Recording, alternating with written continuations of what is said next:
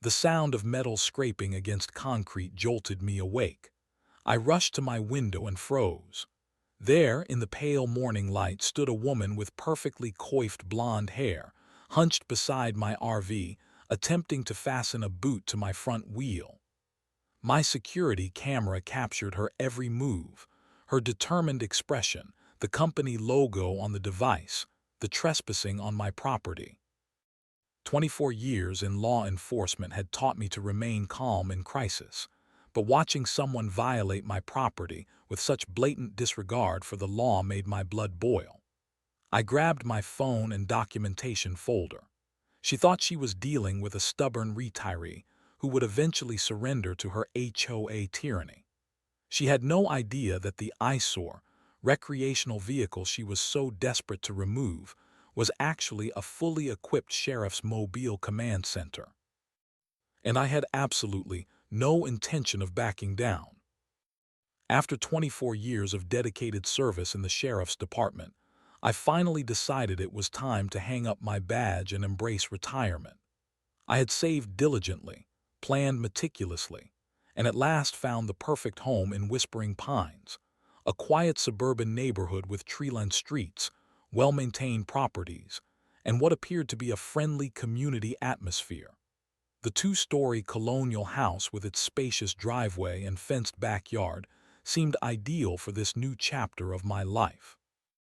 During my final year of service, our department had upgraded its emergency response units, auctioning off older vehicles that were still in excellent condition but no longer met their updated specifications.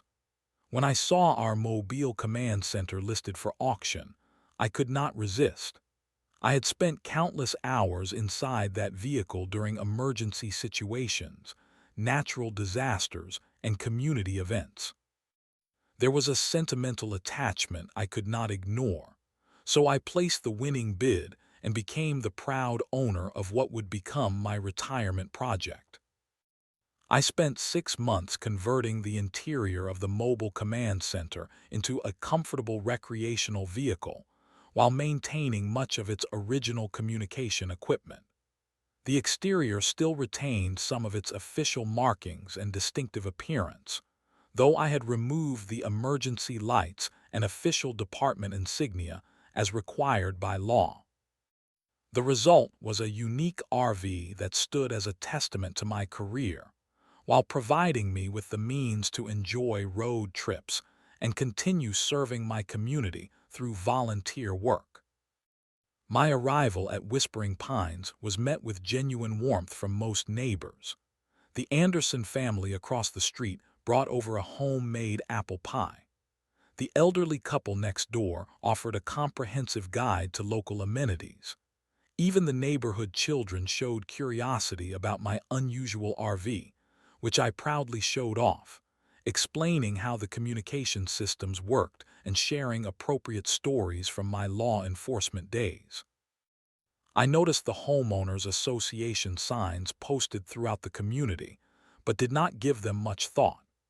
Having lived most of my adult life in rural areas without such regulations, I naively assumed these were simply formalities to maintain property values and community standards, reasonable expectations that any good neighbor would naturally meet. It was during my third week in the neighborhood when I first noticed her. A woman with shoulder-length blonde hair and designer sunglasses stood across the street, arms crossed tightly across her chest, staring intently at my property. She did not wave back when I nodded in greeting, instead turning sharply and walking away with purpose. I dismissed the interaction, focusing instead on preparing my RV for an upcoming charity event, where I had volunteered to provide communication support for a local marathon benefiting children with disabilities. I carefully washed the exterior, checked all systems, and restocked supplies, leaving the RV parked in my driveway temporarily while completing these preparations. The converted command center, while not excessively large, was admittedly more substantial than a typical recreational vehicle, its white exterior with blue stripping still bearing the unmistakable silhouette of its law enforcement origins. I had no idea that its presence was about to ignite a suburban war that would reveal the dark underbelly of pristine Whispering Pines. I returned home from grocery shopping on a Tuesday afternoon to discover a folded piece of paper tucked into my front door. The message, printed on plain white paper without any official letterhead, stated, "Residents are reminded that the storage of unsightly vehicles, commercial equipment, and eyesores is strictly prohibited in driveways according to community standards. Please remove such items within 24 hours to avoid further action." There was no signature, no contact information, no official HOA stamp, just the terse demand and implied threat. That evening, I retrieved the community guidelines packet that had been provided during my closing process. I read through the densely worded document with the careful attention I had once applied to legal warrants. After an hour of searching, I located a vague clause that stated, "Commercial vehicles, construction equipment, and vehicles exceeding certain dimensions may not be stored in driveways or visible areas of the property without prior approval from the association board." My converted command center, while larger than a standard passenger vehicle, certainly did not qualify as commercial equipment. It was registered as a recreational vehicle with the Department of Motor Vehicles. The original emergency service markings had been properly modified according to regulations. There were no specific dimensional restrictions listed in the guidelines that my vehicle violated. The ambiguity of the rule concerned me, as such vagueness often allowed for selective interpretation and enforcement. The following day, I decided to introduce myself to my immediate neighbors and discreetly inquire about HOA practices. The Andersons were the first to warn me. "Be careful with that RV," Tom Anderson advised, lowering his voice despite being in his own living room. "Patricia Winters runs the HOA like her personal fiefdom. She has had vehicles towed, forced people to repaint houses over barely noticeable color variations, and even filed municipal complaints against residents who challenge her authority." Martha Johnson, the elderly woman next door, was even more direct. "That woman has made life miserable for half the neighborhood. Last year, she forced the Rodriguez family to remove a basketball hoop that had been installed for their child with special needs. Claimed it was an athletic equipment violation, despite no such rule existing in the bylaws." Concerned but determined to handle the situation properly, I noted the next HOA meeting on my calendar. The gathering was scheduled for Thursday evening at the community clubhouse, a modest building adjacent to the neighborhood pool. I arrived 10 minutes early, dressed in business casual attire, with a copy of the bylaws and my vehicle registration documents in hand.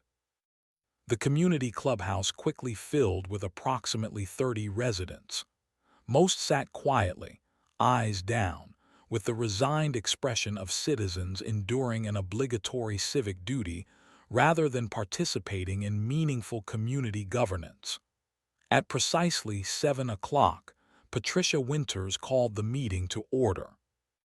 Her blonde hair was pulled into a tight chignon, her posture impeccable as she sat elevated at the board table, flanked by 4 other board members who appeared thoroughly intimidated by her presence. When the agenda reached open issues from community members, I raised my hand and stood when acknowledged. "Good evening. I am James Reynolds, new resident on Oakwood Drive. I recently received an unsigned notice regarding my recreational vehicle and would like to clarify the applicable regulations, as my understanding is that non-commercial personal vehicles are permitted under the current bylaws." Patricia Winters looked at me over the rim of her reading glasses. "Ah, yes, the converted police vehicle, The board has received multiple complaints about this eyesore. Commercial emergency vehicles are expressly prohibited, Mr. Reynolds. With respect, Mrs. Winters, it is no longer classified as an emergency or commercial vehicle. It has been properly decommissioned, registered as a personal recreational vehicle, and all official markings have been modified according to state regulations. I have the documentation here if the board would like to review it. "We are not interested in your paperwork, Mr. Reynolds," she responded, her voice dripping with condescension. The vehicle clearly originated as an emergency response unit. Its presence gives the impression of official or commercial activity, which violates both the letter and spirit of our community aesthetic standards. Several neighbors shifted uncomfortably in their seats, but no one spoke up. I attempted to present my documentation again, only to be cut off. "This matter is not up for debate. The board has made its determination. You have 7 days to remove the vehicle or face appropriate penalties. Next item on the agenda." I returned home that evening with the bitter taste of arbitrary authority, all too familiar from my years in law enforcement. I had seen this type of behavior before. Individuals who clothed themselves in minor power and wielded it without accountability or restraint. But I had not expected to find it in my peaceful retirement community, and I certainly had not anticipated becoming its target. 3 days after the HOA meeting, I received an official letter bearing the Whispering Pines Homeowners Association letterhead. Unlike the first anonymous note, this correspondence carried all the weight of bureaucratic formality. Letterhead, reference numbers, copies indicated to board members, and Patricia Winters' signature with her title HOA President underlined for emphasis. The letter stated that my non-conforming commercial vehicle constituted a violation of community standards and demanded its removal within 48 hours, after which financial penalties would be assessed at $100 per day. The escalation from unofficial warning to formal violation without any opportunity for reasonable discussion concerned me deeply. I immediately composed a professional email to Patricia Winters requesting a private meeting to discuss the matter and attached digital copies of my vehicle registration and relevant regulatory compliance documents. The email went unanswered. I followed up with a phone call to the HOA management company, who informed me that all such matters had to be directed to Mrs. Winters personally, as she insisted on handling all compliance issues herself. Over the next week, I made 3 separate attempts to schedule a meeting, through email, through the management company, and finally by leaving a handwritten note at her home, complete with my contact information and available times. All efforts were met with silence, creating the distinct impression that dialogue was not merely being avoided but strategically prevented. During my morning jogs through the neighborhood, I began noticing Patricia Winters following a consistent pattern.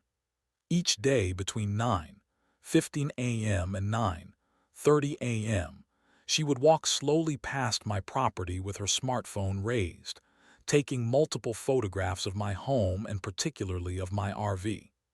When I waved or attempted to initiate conversation, she would quicken her pace and continue walking without acknowledgement. Tom Anderson confirmed my observations.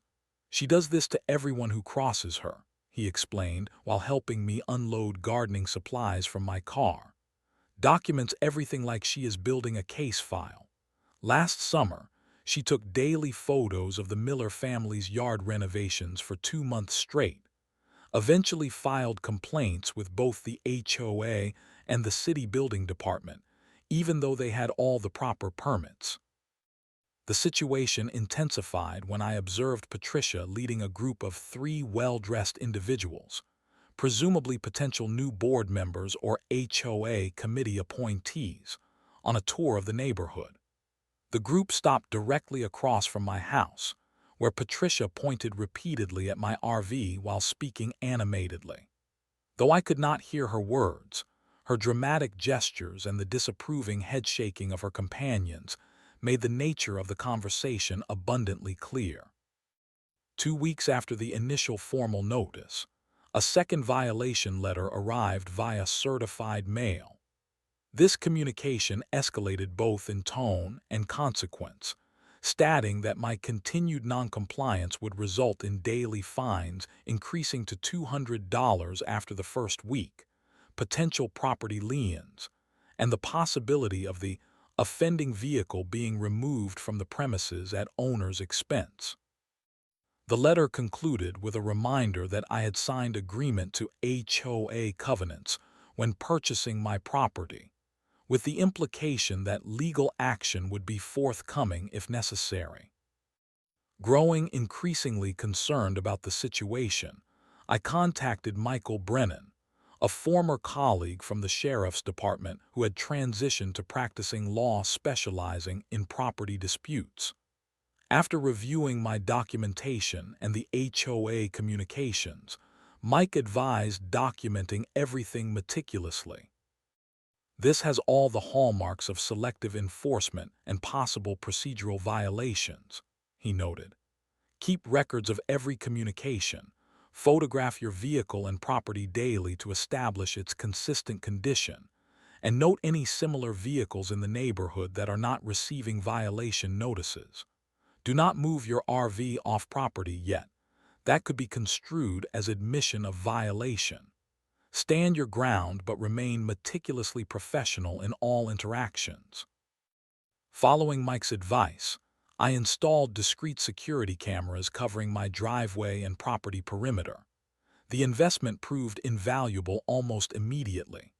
3 days later, while reviewing footage from the afternoon when I had been grocery shopping, I discovered something disturbing. The recording clearly showed Patricia Winters entering my property, walking completely around my RV with a measuring tape, and making notes on a clipboard.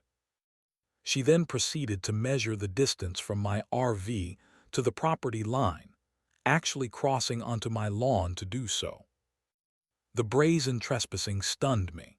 In my law enforcement career, I had witnessed countless examples of overreach and boundary violations, but to see such disregard for basic property rights in broad daylight, in a peaceful suburban neighborhood from someone purporting to uphold community standards, was particularly egregious.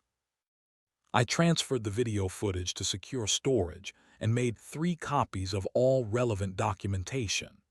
The clear violation of property boundaries shifted the situation from annoying harassment to legal infringement.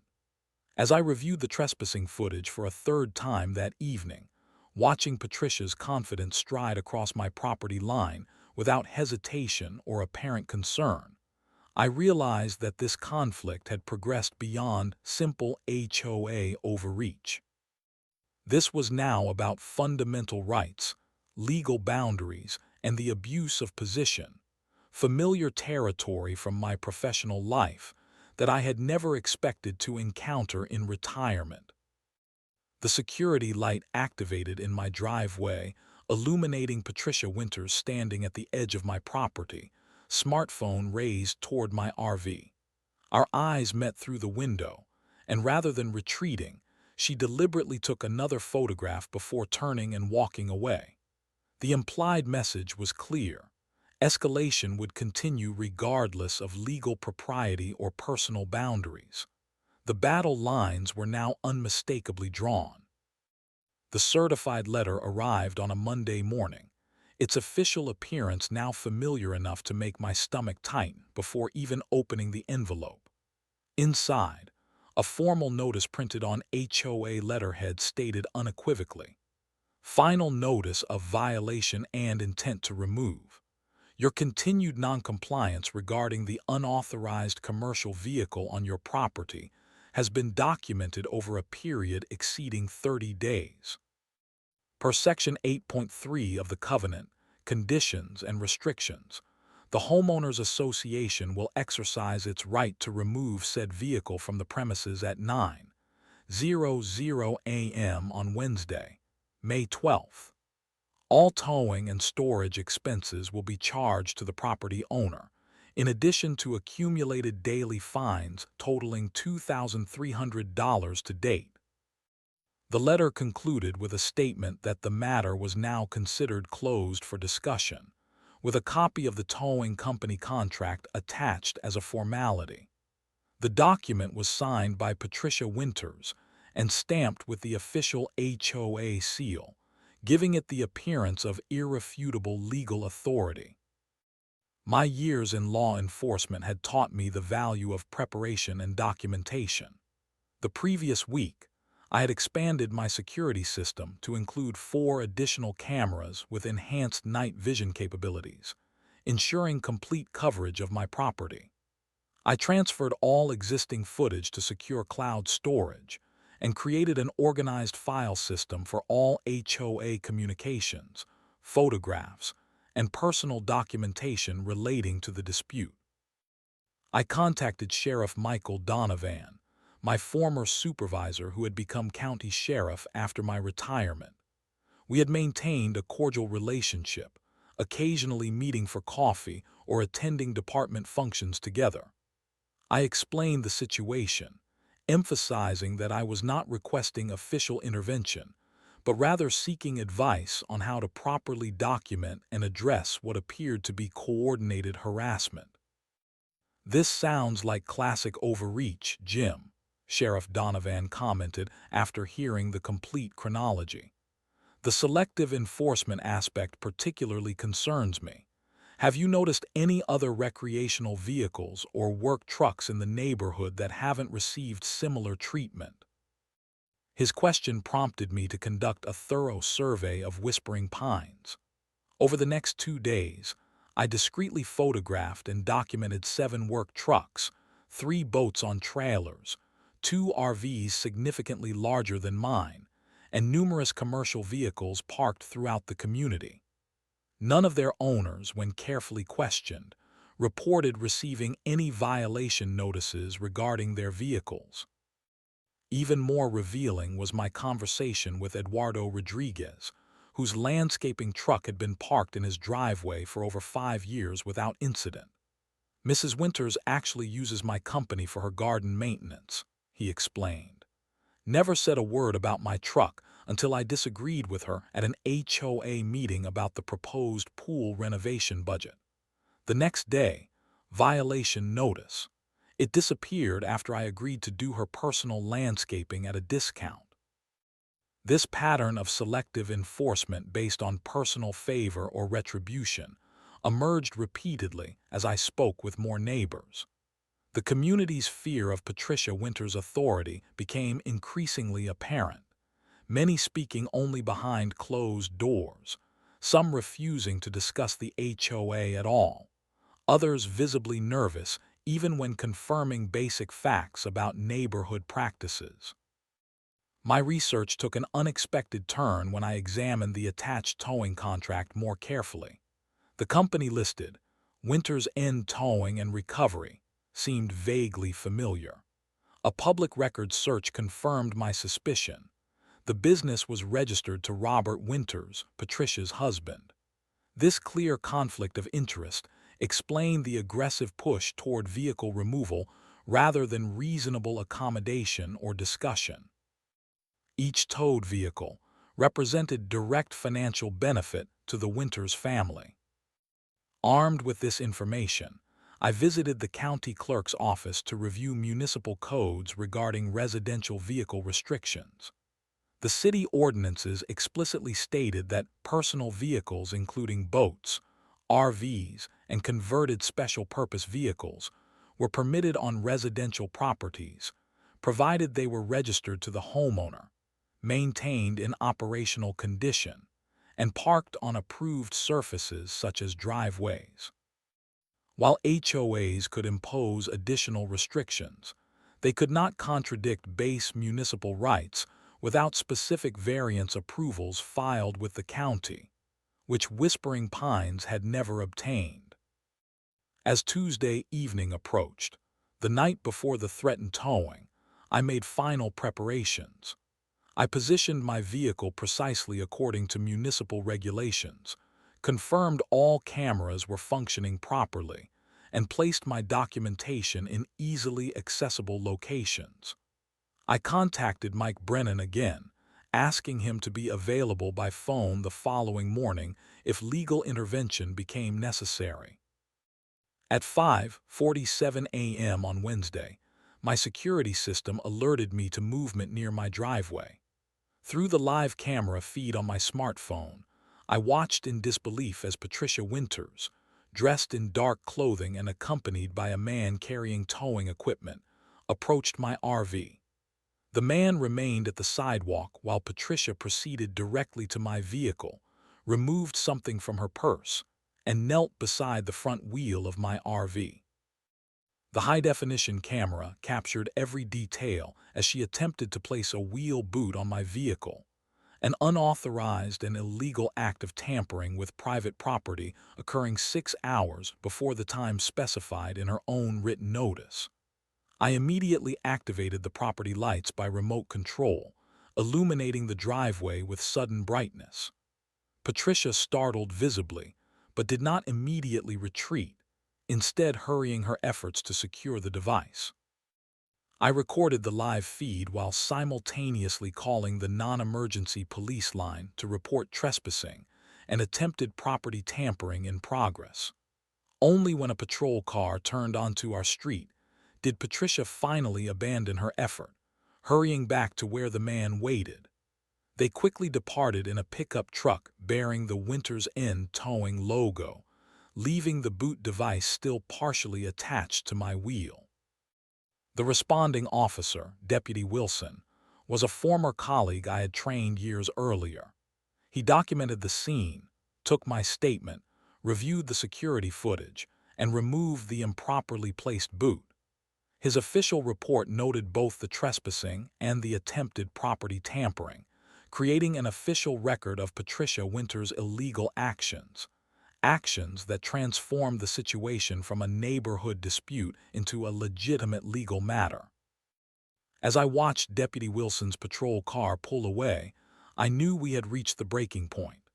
Patricia Winters had crossed the line from bureaucratic harassment into criminal behavior. My patience, strategic documentation, and law enforcement background had positioned me perfectly for what would come next. The retired deputy sheriff in me, the part that had spent decades upholding the law and protecting citizens from abuse of authority, awoke fully.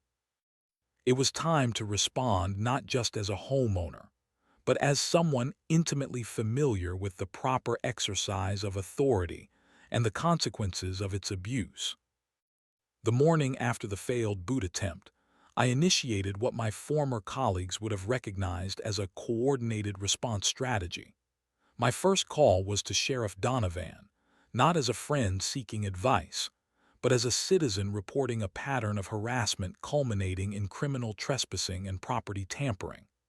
I forwarded all security footage, cataloged by date and time, along with a comprehensive chronology of events beginning with my move into Whispering Pines. "This crosses several lines, Jim," the sheriff noted after reviewing my materials. "Deputy Wilson's report already documents the trespassing and tampering attempt. With your permission, I would like to assign Detective Ramirez to review the complete case file.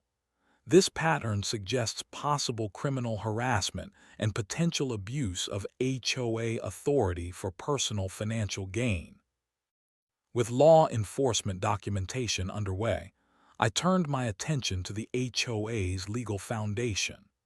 My years working with county administrators had taught me that voluntary organizations often operate with procedural irregularities that become significant when subjected to formal scrutiny. I visited the State Department of Corporations and requested the complete filing history for the Whispering Pines Homeowners Association. The clerk returned with unexpected information. "According to our records, this HOA's registration expired 18 months ago," she explained, showing me the lapsed filing documentation.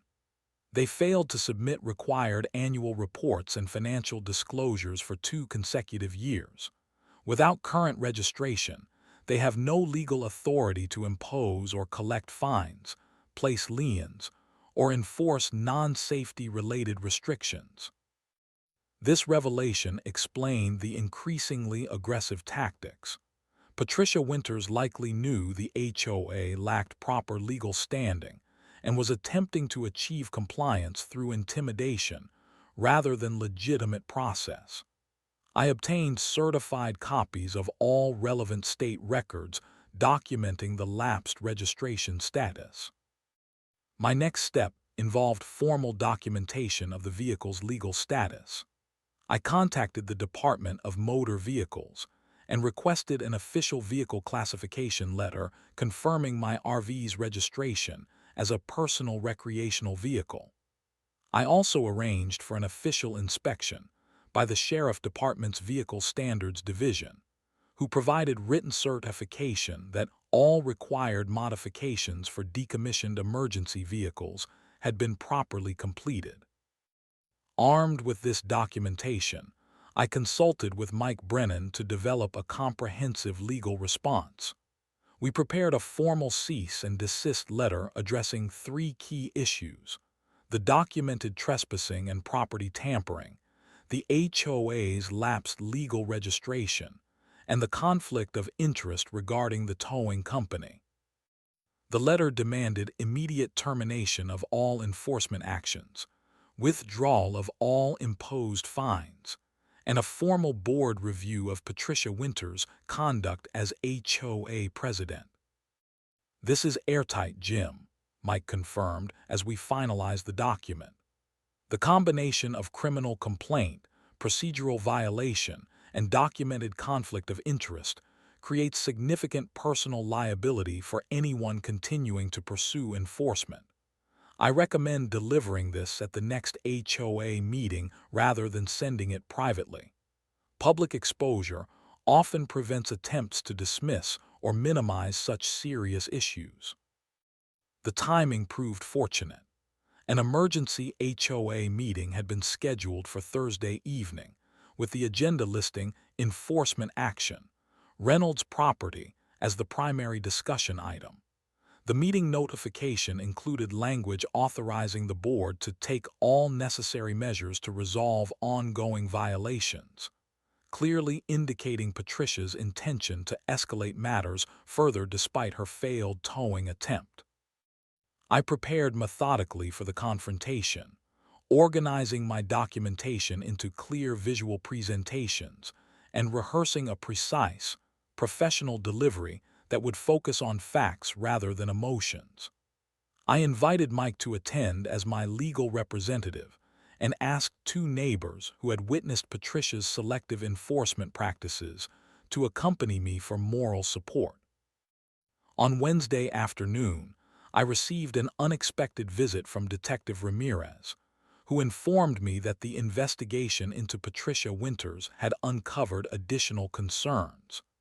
"We've identified 7 other homeowners who experienced similar harassment, including 2 cases where vehicles were improperly towed without required notice or documentation," he explained.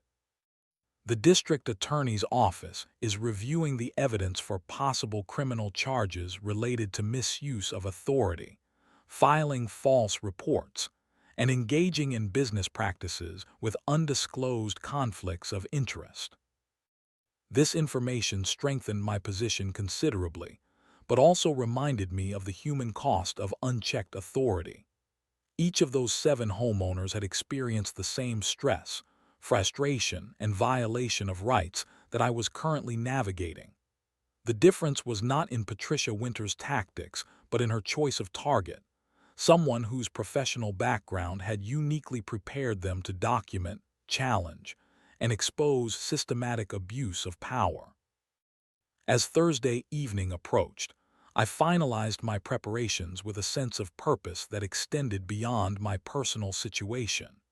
This confrontation would not merely resolve my individual case, but potentially restore proper governance and community standards to Whispering Pines. With my documentation organized and my strategy in place, I prepared to attend what promised to be a watershed moment for our troubled community. The community clubhouse buzzed with unusual activity as I arrived 15 minutes before the scheduled emergency meeting.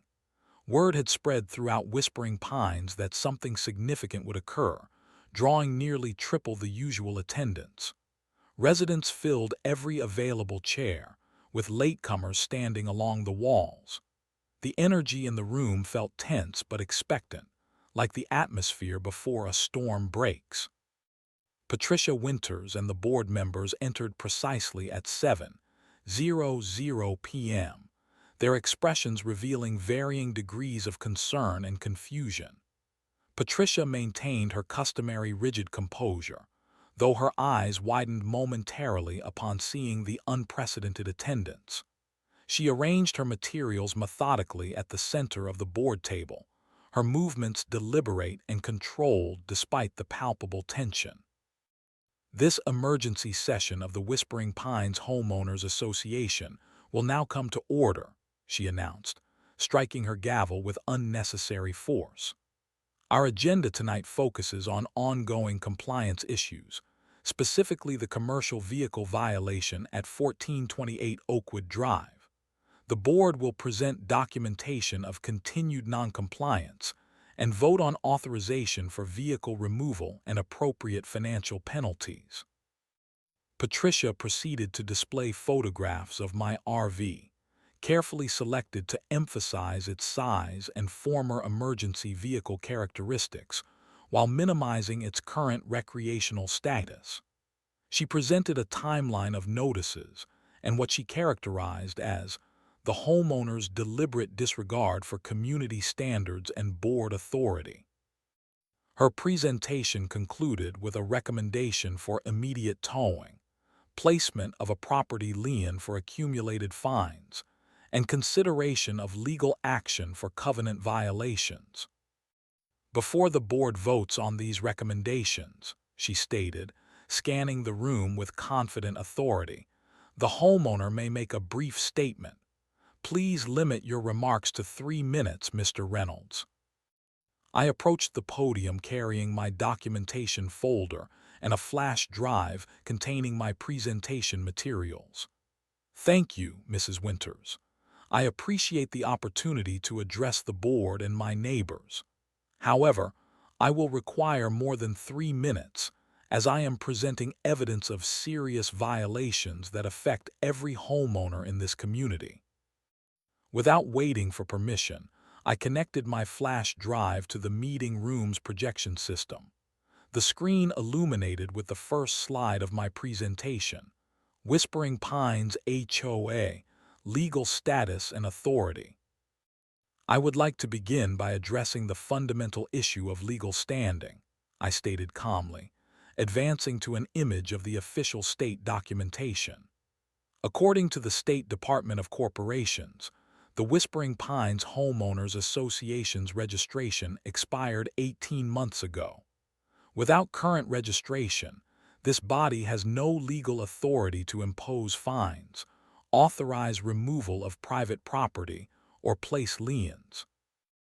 All such actions taken during this period of lapsed registration are invalid and potentially subject to legal challenge. Murmurs spread through the audience as I advanced to the next slide, displaying Patricia Winters' trespassing and tampering attempt captured clearly on my security camera. On Wednesday, May 12th, at 5:47 a.m., Mrs. Winters was recorded trespassing on my property and attempting to place an unauthorized boot on my legally parked vehicle. This occurred without proper notice, outside the timeframe specified in her own written communication, and constitutes criminal trespassing and property tampering, charges currently under investigation by the Sheriff's Department. The room erupted in shocked conversations. Board members exchanged alarmed glances, visibly distancing themselves from Patricia, who sat rigidly, her complexion paling noticeably. Before she could interrupt, I continued to my third slide, displaying the ownership documentation for Winter's End Towing. This document confirms that the towing company contracted by the HOA is owned by Robert Winters, husband of our HOA president. Not once in any meeting or communication was this conflict of interest disclosed to homeowners. Each vehicle towed represents direct financial benefit to the Winters family, raising serious ethical and potentially legal concerns about enforcement motivations. Patricia stood abruptly. "This is outrageous. You are presenting misleading information to deliberately undermine legitimate community governance. This meeting will—" The clubhouse door opened with authoritative purpose, interrupting her protest. Two uniformed sheriff's deputies entered, followed by Detective Ramirez in plain clothes. The detective approached the board table, official identification in hand. "Mrs. Patricia Winters," he inquired formally. "Yes, what is the meaning of this interruption?" "We are conducting an official homeowners association meeting," she responded, her voice maintaining its authoritative tone despite her obvious discomfort. "I am Detective Manuel Ramirez with the County Sheriff's Department. I need to speak with you regarding an ongoing investigation into reports of harassment, misuse of authority, filing false reports, and undisclosed business conflicts. We can discuss this privately outside, or I can continue here." Patricia's facade of control finally cracked. "This is all his doing," she exclaimed, pointing directly at me. "He has been non-compliant with community standards from the beginning, deliberately placing his emergency vehicle in our residential area to create disruption." Detective Ramirez turned toward me. "Mr. Reynolds, could you clarify the status of your vehicle for the record?" I nodded and advanced to my final slide, displaying the official DMV classification letter and Sheriff's Department certification. "My vehicle is legally registered as a personal recreational vehicle. All required modifications for decommissioned emergency vehicles have been properly completed and certified. It complies fully with both municipal ordinances and properly established HOA guidelines for personal vehicles." The revelation prompted Thomas Anderson to stand from the audience. "My family has received 3 violation notices in the past year for our landscaping, while properties owned by Patricia's friends have far more significant issues without citation." Another resident rose. "She had my daughter's car towed during her college graduation party, claimed it was improperly parked though it was entirely on our driveway." As if a dam had broken, residents throughout the room began sharing similar experiences of selective enforcement, intimidation, and petty tyranny, all orchestrated by Patricia Winters during her tenure as HOA president. The board members, witnessing the overwhelming evidence and community response, visibly distanced themselves from their beleaguered president. Board member Jennifer Martinez finally spoke up. "I move that we immediately suspend Mrs. Winters from her position, pending full investigation of these serious allegations, and that all recent enforcement actions be stayed until the board's legal status can be properly restored." The motion was seconded immediately by 3 other board members, creating the stunning spectacle of Patricia Winters being removed from authority by her own carefully selected board. As Detective Ramirez escorted her from the meeting room for further questioning, the remaining board members voted unanimously to approve the suspension, bringing a dramatic conclusion to Patricia's reign of neighborhood tyranny. The weeks following the emergency HOA meeting brought transformative changes to Whispering Pines. The remaining board members, eager to distance themselves from Patricia Winters' practices, moved quickly to address the community's fractured governance. Working with a properly licensed property management company, they filed updated registration paperwork with the state, established transparent financial practices, and initiated a complete review of all outstanding violation notices and enforcement actions. Detective Ramirez maintained regular communication regarding the investigation. We've identified a pattern of selective enforcement directly correlated with financial benefit to the Winters Towing Company, he explained during one of our conversations. The district attorney is particularly concerned about evidence suggesting that vehicles were targeted based on personal grievances rather than actual violations. 7 cases have been documented where homeowners who disagreed with Mrs. Winters at meetings subsequently received violation notices within days.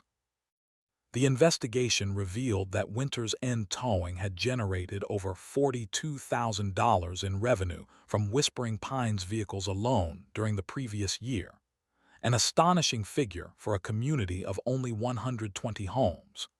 Financial records indicated that towing frequency had increased 340% since Patricia assumed the HOA presidency 3 years earlier.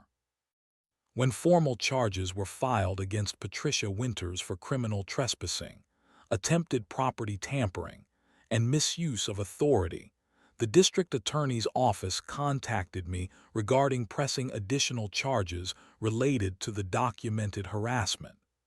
After careful consideration, I made a decision that surprised many of my former law enforcement colleagues. I believe the criminal trespassing and tampering charges adequately address the illegal actions directly affecting my property, I explained to the assistant district attorney. I would prefer not to pursue additional harassment charges if Mrs. Winters agrees to resign permanently from any HOA position, reimburse homeowners for improperly collected fines, and issue written apologies to those most severely impacted by her actions. My decision was not motivated by sympathy for Patricia Winters, but by consideration for the community. Protracted legal proceedings would further divide Whispering Pines and delay the healing process already beginning under new leadership. The district attorney agreed to incorporate my conditions into the plea agreement, which Patricia, facing the overwhelming evidence against her, accepted without hesitation.